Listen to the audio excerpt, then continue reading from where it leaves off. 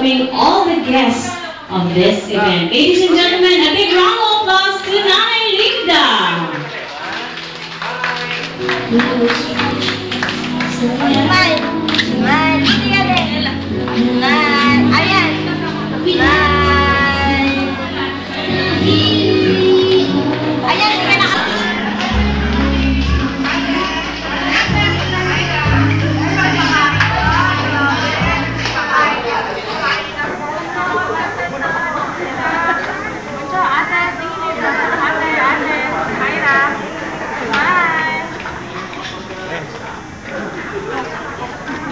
Good evening, everyone.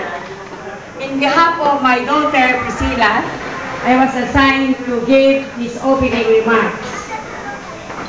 The entire family is very grateful to all of you who attended this special event to witness the double celebration of our children.